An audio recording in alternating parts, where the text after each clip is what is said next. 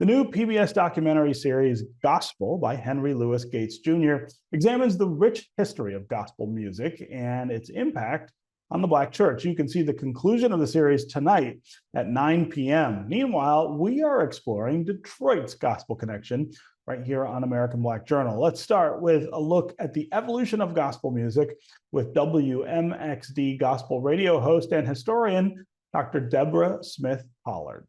It reflects the message that the church is about, which is God loves us, Jesus Christ died for us, salvation is for all of us, and his mercy and grace is what gets us through even when we've not been so good, okay, and even when we're facing tough times. Now, the other part of it is that the music reflects the creativity of our community. Lord, I thank you for all this. Lord, I thank you for all that.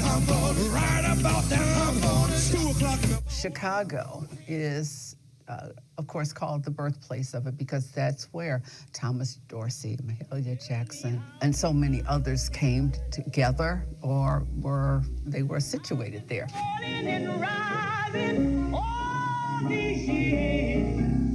But you know my soul.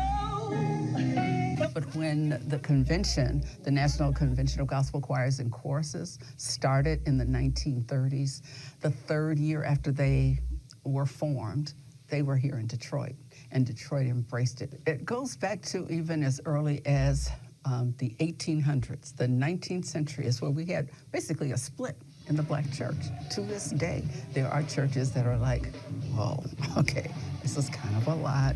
We can have the softer kind, the more, the quieter kind, but not that kind where people are clapping and playing tambourines and moving a lot. They don't want that kind. So, this idea that every Black church does everything the same way, no, that's not true.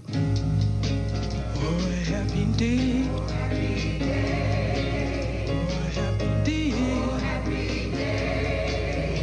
Jesus when Edwin Hawkins brought in Oh Happy Day, oh my goodness, he had an interview in a book with Dr. Bobby Jones, and he talks about how people came from the church and said, people are dancing to your song in clubs. How dare you?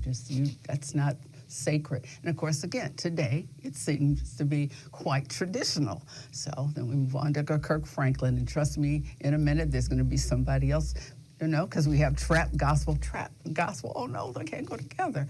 Well, because the music comes from the community. Okay, it's not born in church. Let's just even say, when we think about Twinkie Clark and You Brought the Sunshine, she wasn't supposed to be listening to secular music, but she loved Stevie Wonder. She heard reggae, she included reggae with that one. That song just to this day is one of the most beloved songs we have. So it reflects the gospel. She says, won't he open doors for you? I'm talking about Jesus. I mean, that part of the lyrics in there still reflects the message, but the sound, the instrumentation changes over time. Let's party.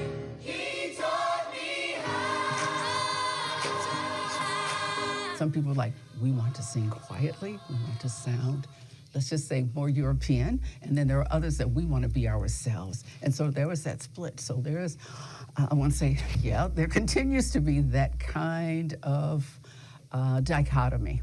Mm-hmm. And then even layers within the dichotomy.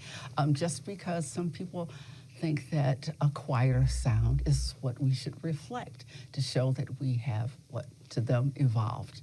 Okay? And to other people, it's like, we want to sing the way that it reflects who we are. And we have a range of sound. In my first book, When the Church Becomes Your Party, the last chapter is about Christian rap, And so I talk about how, in some ways, if people could just step back before they say, oh, that's not what we are. Okay, so there was an article I wrote, which is like, the ladies have on all their clothes, because I asked these young people, what makes gospel rap different from rap? And they said, women have on all their clothes. Okay, this made me fall out laughing. I said, okay, that's going to be part of a title. Okay, so besides that point, certainly, again, the message is in place, the message of Jesus Christ. God is.